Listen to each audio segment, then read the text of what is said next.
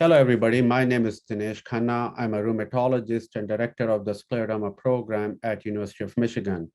Welcome to the symposium, Rationale for Hematopoietic Stem Cell Transplantation in Early Systemic Sclerosis. I want to highlight that the symposium is sponsored by Talaris Therapeutics Incorporation. I think before we talk about management of early systemic sclerosis and the role of stem cell transplantation, that will be presented by Professor Sullivan from Duke University, I want to show the heterogeneity of what we call systemic sclerosis. Here's a slide from my patients and Professor Denton's patient, highlighting the impact on the skin, the musculoskeletal function, the appearance that these patients have.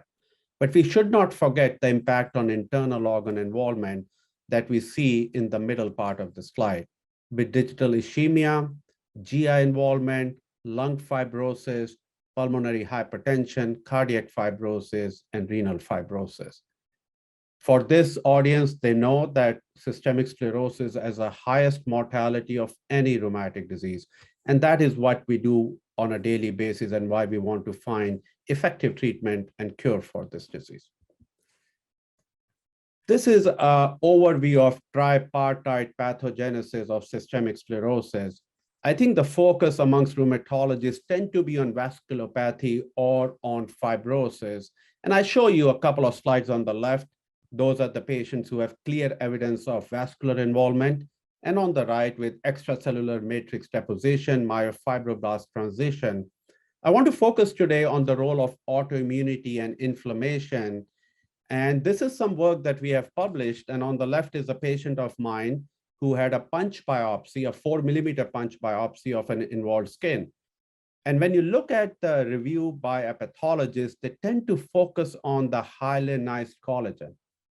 Consistent with scleroderma, what tends to be ignored in early systemic sclerosis is the role of this perivascular inflammation that has robust, innate, and adaptive immune system with a crosstalk between the endothelial cells and the fibroblasts.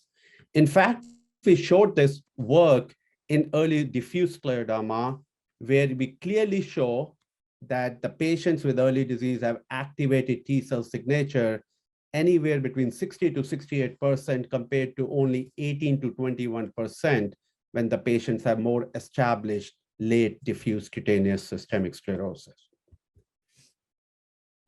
Whatever happens in systemic sclerosis tend to happen in the first 3 to 5 years. Why diffuse cutaneous scleroderma or systemic sclerosis? Because it has the highest mortality and morbidity. We want a patient population that is active. We want a patient population that has evidence of internal organ involvement. We want a patient population that has a high mortality. And that's why the SCOT protocol and other autologous stem cell protocols have focused on it. In the first 3 to 5 years, patients get heart, kidney, and lung involvement, and the only exception being pulmonary arterial hypertension. Here is my viewpoint how to manage systemic sclerosis in 2022. On the left are two of my patients who have Raynaud's phenomenon and digital ischemia, and the treatment largely is vasodilators. The same would be for patients who have pulmonary hypertension. On the right are two patients who have clear lung fibrosis and skin fibrosis, where we tend to go towards immunosuppressive therapy, tocilizumab, antifibrotic therapies that are recently FDA approved, and stem cell transplantation. And in between, we try to provide supportive therapy with anti-inflammatory medications, low-dose glucocorticosteroids, and proton pump inhibitors. So I want to talk a little bit about systemic sclerosis-related ILD.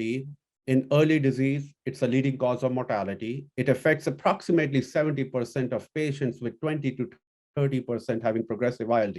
If you look at the SCOT protocol and you look at the data there, there was a beneficial and a clinically meaningful improvement and stabilization in this patient population.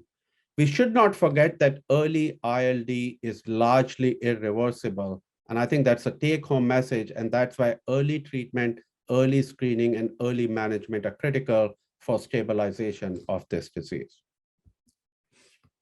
Now, here are some of the treatments that we use in 2022, and I will focus quite a bit on mycophenolate mofetil at 3 grams per day. But we shouldn't forget the recently FDA-approved medications of tocilizumab once a week and antifibrotic therapy, including nintedanib for scleroderma-related ILD and pirfenidone for fibrotic ILDs.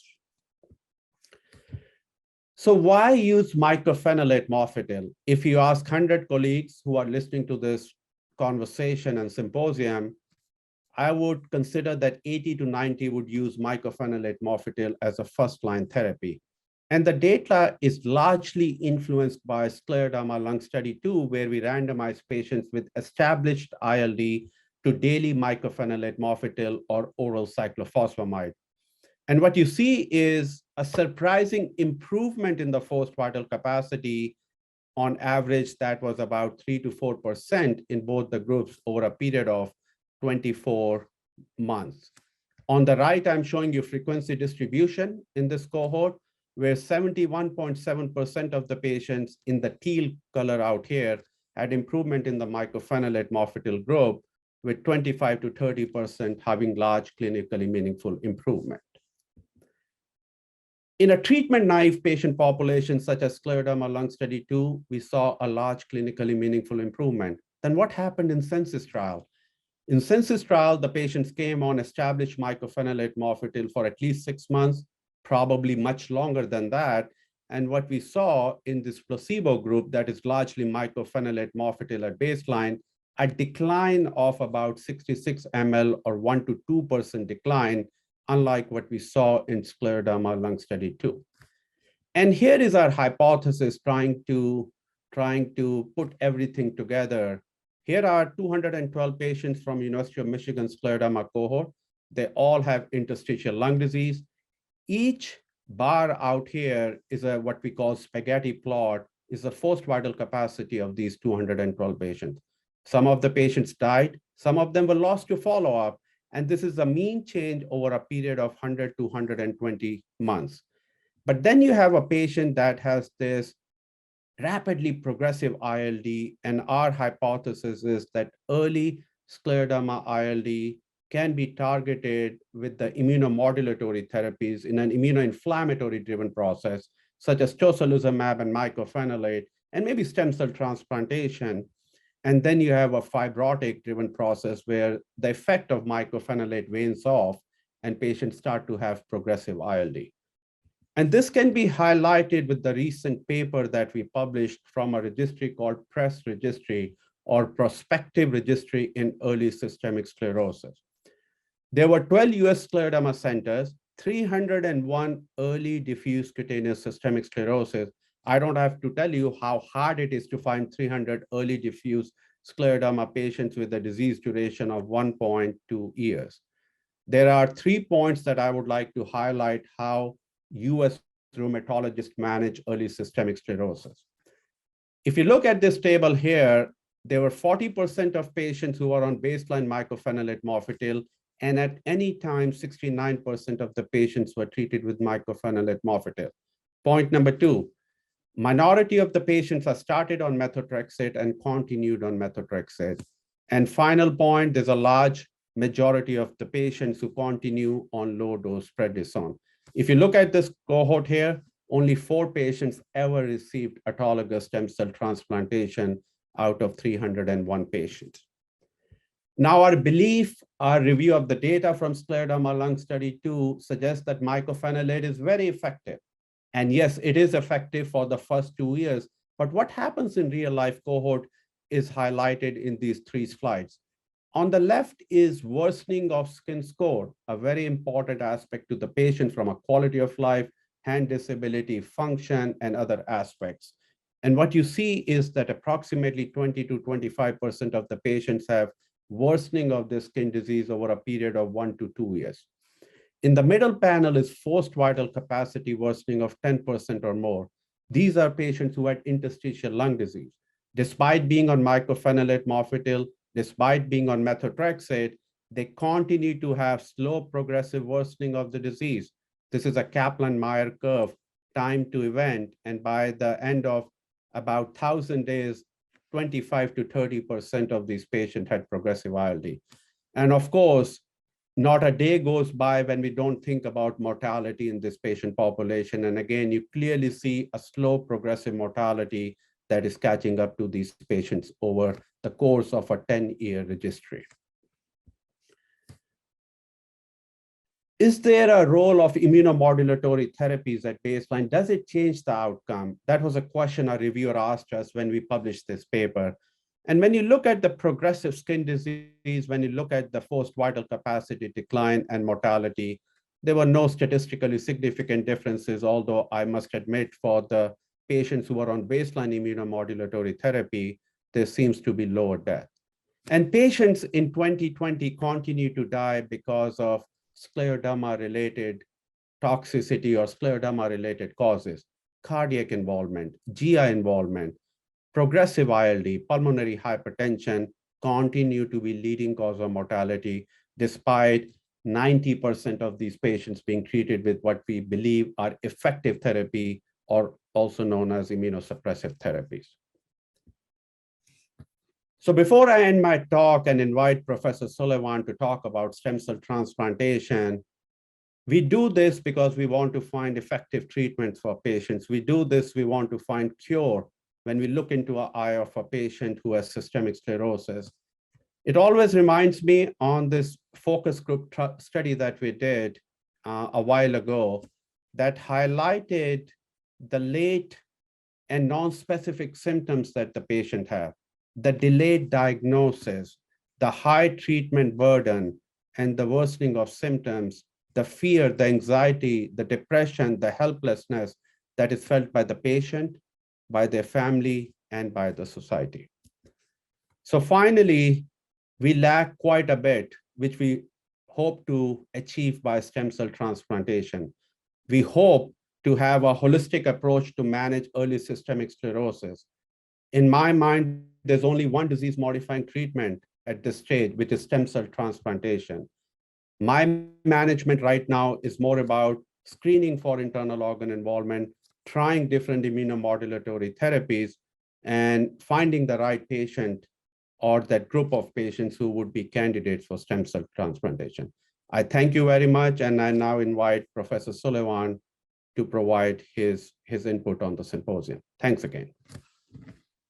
Thank you, Dr. Khanna, for an excellent summary and setting the background of where stem cell transplantation may be used in scleroderma, the current practices, and what we can look for in the future. The background really extends decades when preclinical animal models suggested that immunosuppressive therapy with total body irradiation could stop progression of and reverse damage by genetically or environmentally induced autoimmune diseases.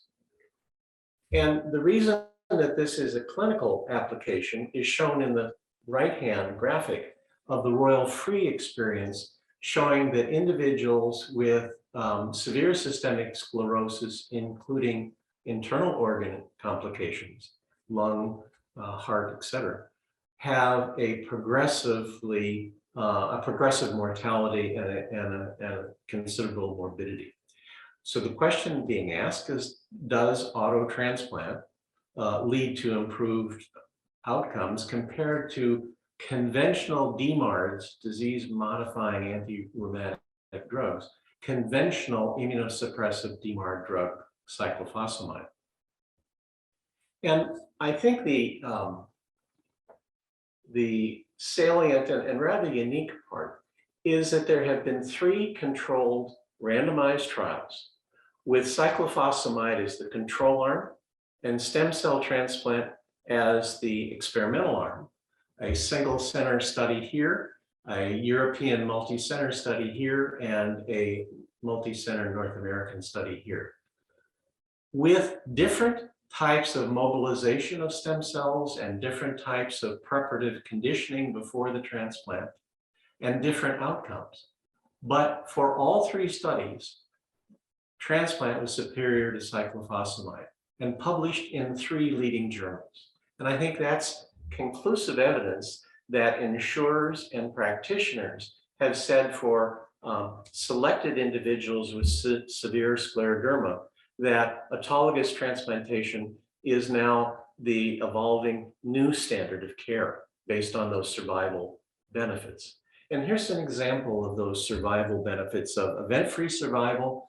The left-hand plots an overall survival for non-myeloablative transplant, meaning the ASTIS trial in Europe, or myeloablative transplant in the SCOT trial in North America.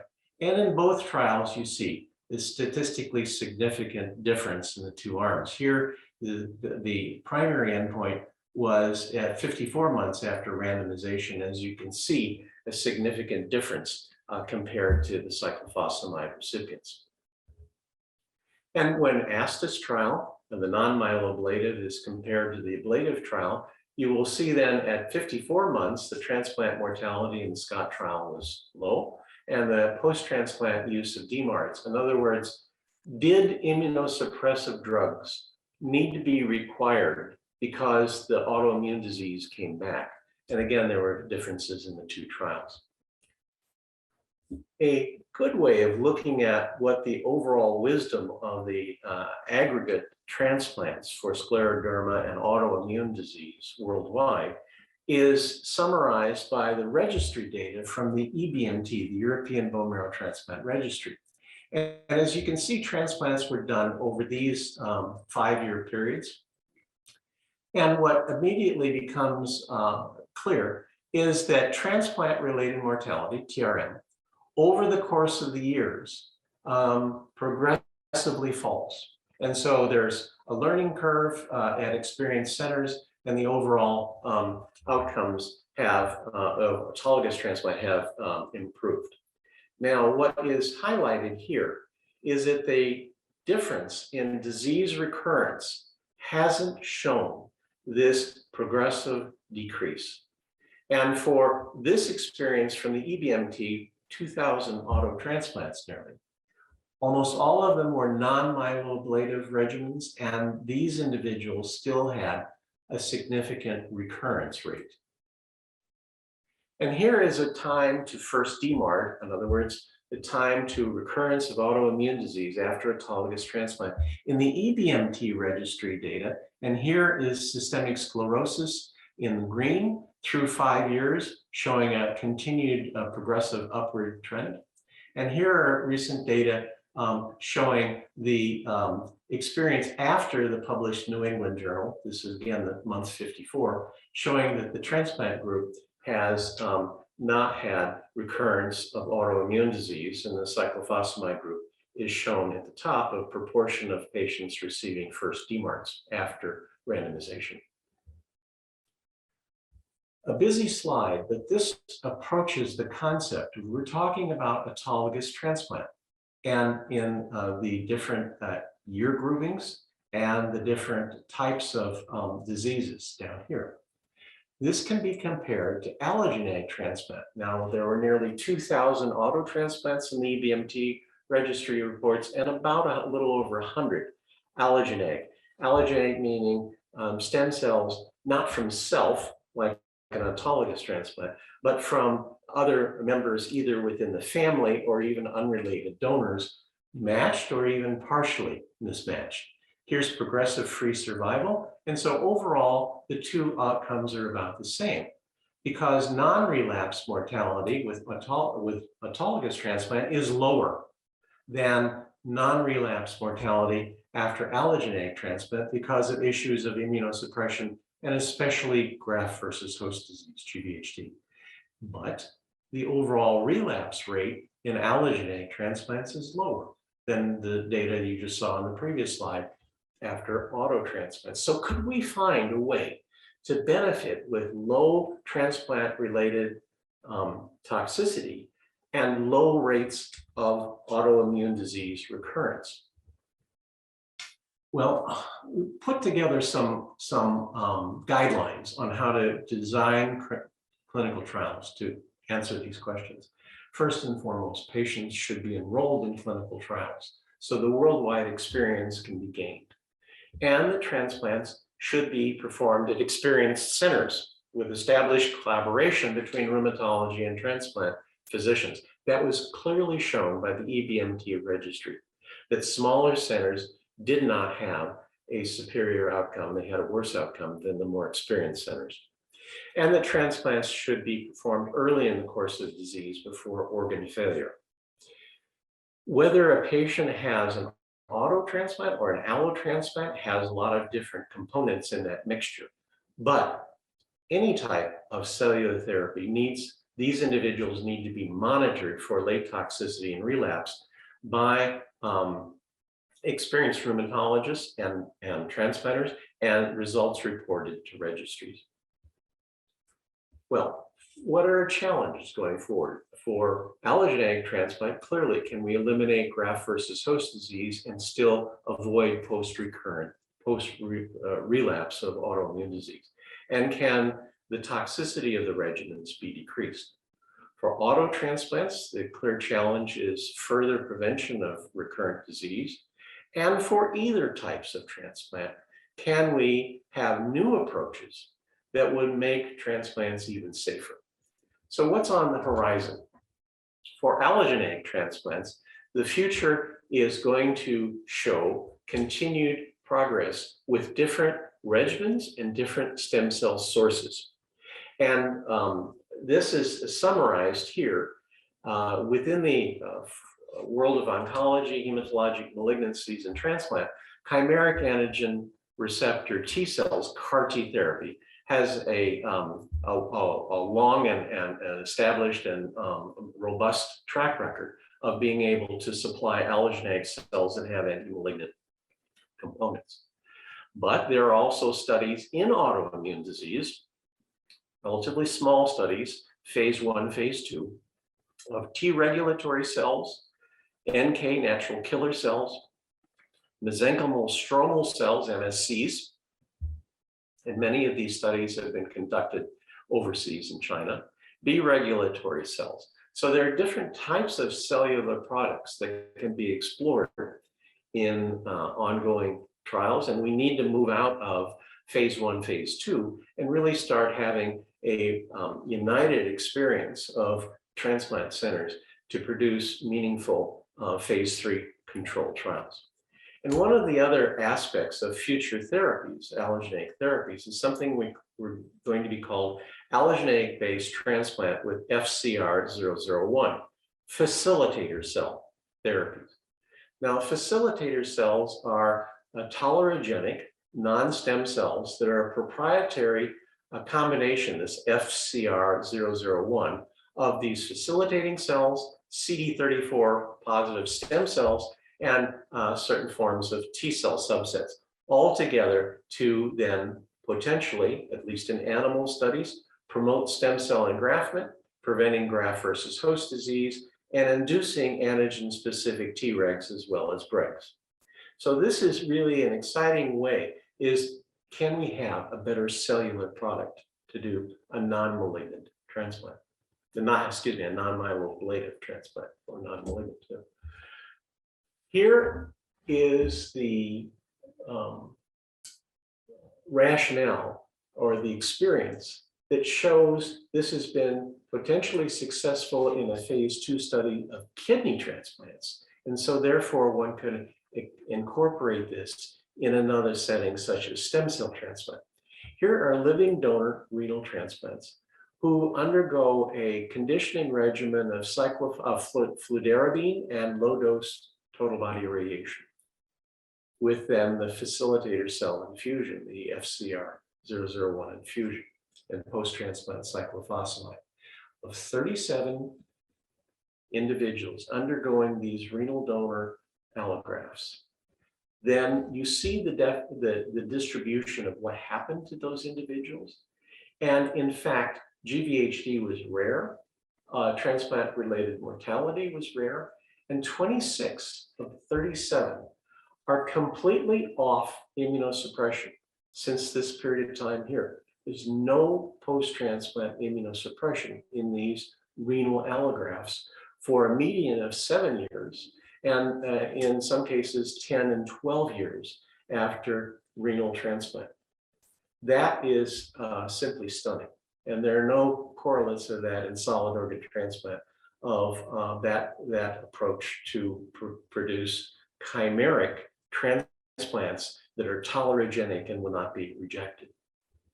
So the study then of these FCR001 protocol cells will be incorporated in this phase 2 study of several centers across the US of, again, employing a fludarabine, low-dose cyclophosphamide, and low-dose TBI regimen, post-transplant cyclophosphamide, and then post-transplant immunosuppression stopping at 6 months and 12 months, with the primary endpoint at 24 months of safety and secondary endpoints of GVHD and engraftment, et cetera. So this is a study that is already opened at one site, and other sites are being recruited. And I think that this is a exciting pilot study. Well, what about allogeneic non-myeloablative conditioning? Can we employ these types of new approaches of cellular therapy? If we did, the FCR001 study enrolls patients who have the same entry criteria as the New England Journal Scott study. But then perhaps we could widen the transplant applications for older individuals, individuals with longer disease or comorbidities. And there is a potential then for reducing the risk of recurrent scleroderma, systemic sclerosis, and regimen-related toxicity. I like to end my talks on an upbeat basis. And I like to show this photo from the Duke Gardens, of the Japanese gardens within the Duke Gardens, not very far from where my office is.